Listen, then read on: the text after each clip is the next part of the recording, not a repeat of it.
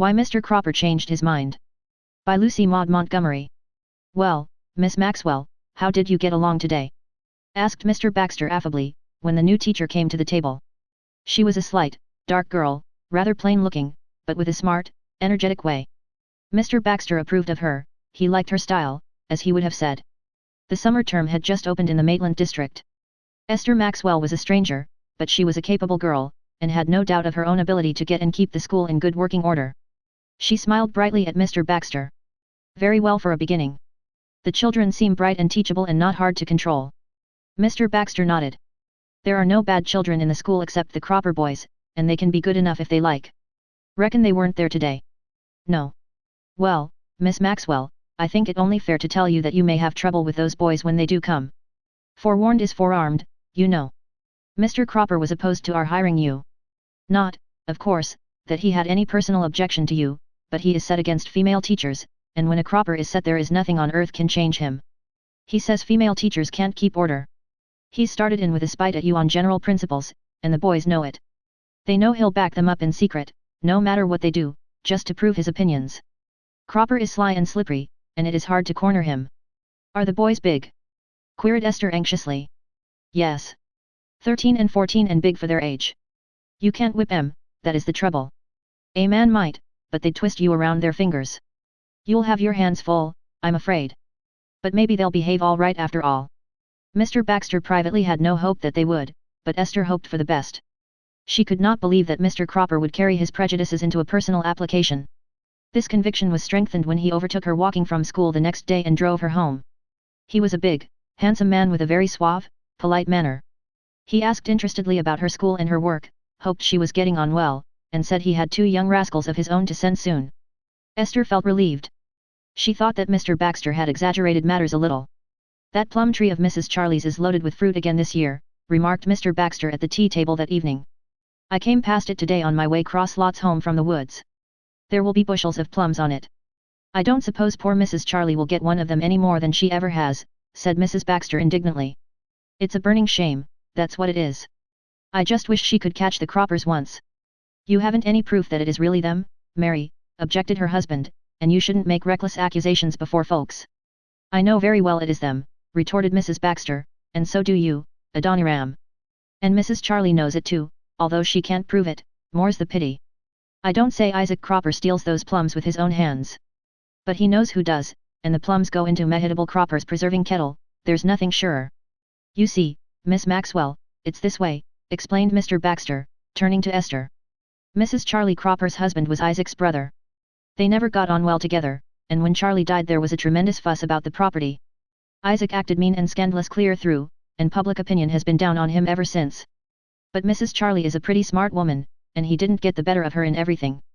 There was a strip of disputed land between the 2 farms, and she secured it. There's a big plum tree growing on it close to the line fence. It's the finest one in Maitland. But Mrs. Charlie never gets a plum from it. But what becomes of them? Asked Esther.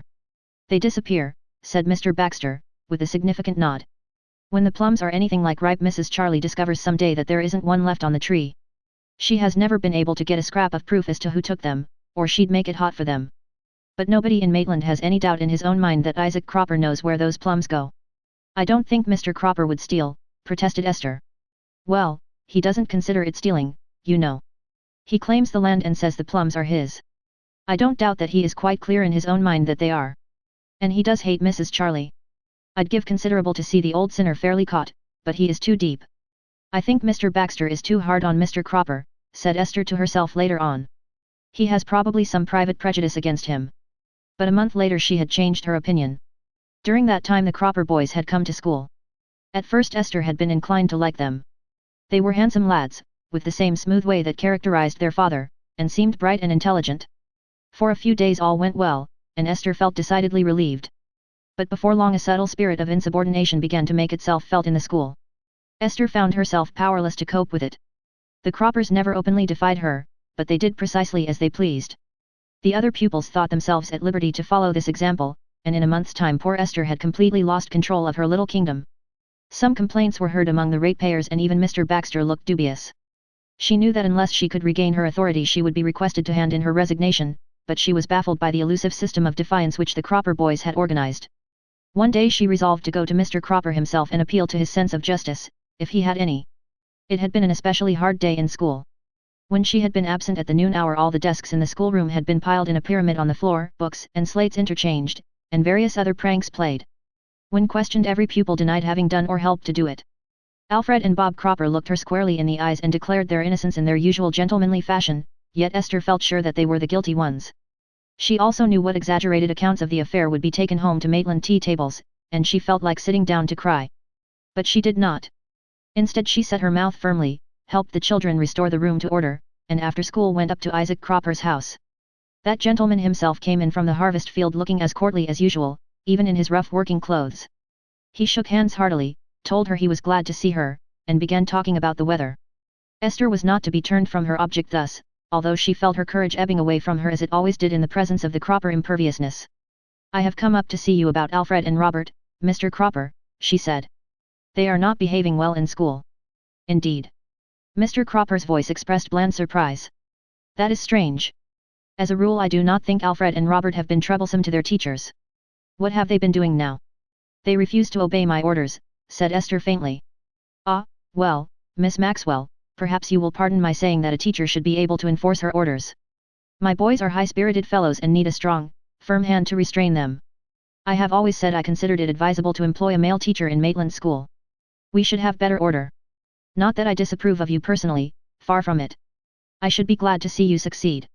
But I have heard many complaints regarding the order in school at present."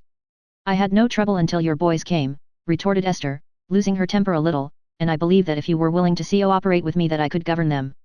"Well, you see," said Mr. Cropper easily, "when I send my boys to school I naturally expect that the teacher will be capable of doing the work she has been hired to do." "Then you refuse to help me?" said Esther in a trembling voice. "Why, my dear young lady, what can I do? Boys soon know when they can disobey a teacher with impunity. No doubt you will be able to secure a school easier to control and will do good work. But here, as I have already said, we need a firm hand at the helm. But you are not going yet, Miss Maxwell? You need some refreshment after your long walk. Mrs. Cropper will bring you in something." "No, thank you," said poor Esther. She felt that she must get away at once or she would burst into heartsick tears under those steely, bland blue eyes. When she got home she shut herself up in her room and cried. There was nothing for her to do but resign, she thought dismally. On the following Saturday Esther went for an afternoon walk, carrying her kodak with her. It was a brilliantly fine autumn day and woods and fields were basking in a mellow haze. Esther went across lots to Mrs. Charlie Cropper's house, intending to make a call.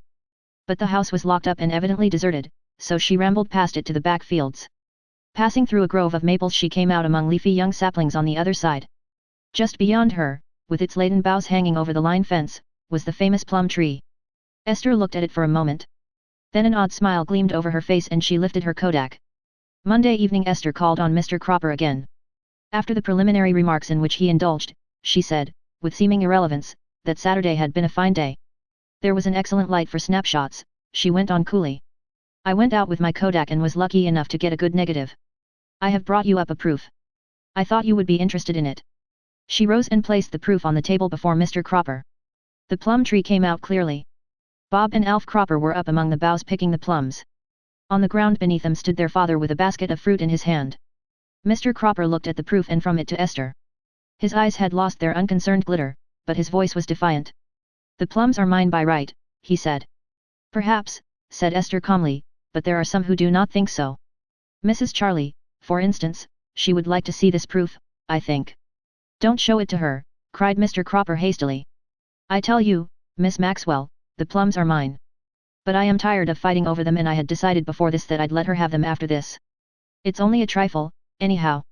And about that little matter we were discussing the other night, Miss Maxwell. I have been thinking it over, and I admit I was somewhat unreasonable. I'll talk to Alfred and Robert and see what I can do." "Very well," said Esther quietly. "The matter of the plums isn't my business and I don't wish to be involved in your family feuds, especially as you say that you mean to allow Mrs. Charlie to enjoy her own in future.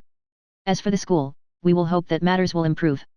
You'll leave the proof with me, won't you?" said Mr. Cropper eagerly. "Oh, certainly," said Esther, smiling. "I have the negative still, you know." From that time out the Cropper boys were models of good behavior and the other turbulent spirits, having lost their leaders, were soon quelled. Complaint died away, and at the end of the term Esther was re-engaged. You seem to have won old Cropper over to your side entirely, Mr. Baxter told her that night.